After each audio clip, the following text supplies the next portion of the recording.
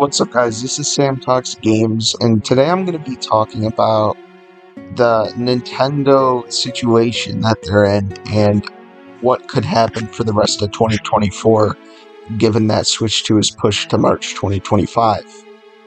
Now, we, under all assumptions, all evidence, we thought Switch 2 was going to come out in 2024. All the evidence was pointing toward it. The release lineup is drying up. It's still drying up. And it just feels perfect for a 2024 launch for Switch 2. But it's not happening. It's likely going to happen in March 2025, given to all the reports from all the different reliable sources. So, I want to talk a little bit about what Nintendo can do for 2024, given that Switch 2 is now March 2025. It's gotten delayed 3 to 6 months. So yeah, we'll talk about that right now. And I'd like to say that Nintendo is not screwed right now. They are in a little bit of a precarious position, but March 2025 would help them in some ways, because March 2025 would allow for them to have the whole year to build up games and stock and all that. Like, they could do the same thing that they did with the Switch. Now, if it doesn't come out March 2025, if it gets pushed to later in 2025, then I'm really going to be scratching my head, because that would mean Switch is in its 9th year, and we still don't have Switch 2. That would be crazy. But yeah. I think this year won't be a complete dumpster fire. So there have been rumors going around that, from some of the sources that said that March 2025 is Switch 2, that we are going to get a Nintendo Direct in a couple months. So, in that Nintendo Direct, I think we could see a multitude of things, but what I'm thinking is we're going to see a lot of ports again, but I feel like they gotta have some type of holiday title ready for Switch, even if it's like small. Like, I feel like a 2D Donkey Kong could do it, you know? Some of the other games I could see before holiday are, obviously they're gonna date Luigi's Mansion 2 HD and Paper Mario The Thousand Year Door. I could see them doing Wind Waker Twilight Princess HD. I could see them doing Metroid Prime 2, Metroid Prime 3. I could see them doing Fire Emblem Genealogy of the Holy War remake. That's Fire Emblem 4. And that would essentially be a new game, because not very many people have played Genealogy of the Holy War, so that would be a pretty big deal. I'd argue that's a bigger deal, or that's as big of a deal as Engage. But the trump card here is Metroid Prime 4. I feel like Metroid Prime 4 could still come this year. So,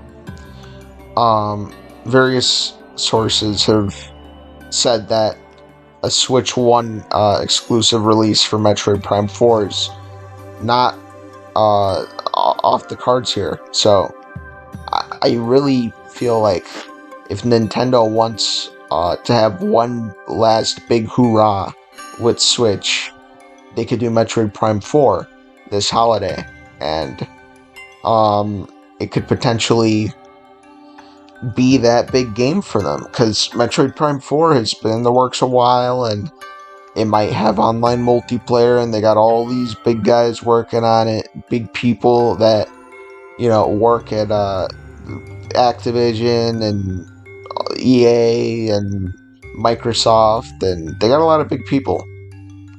So I really feel like they're pushing with Metroid Prime 4 here.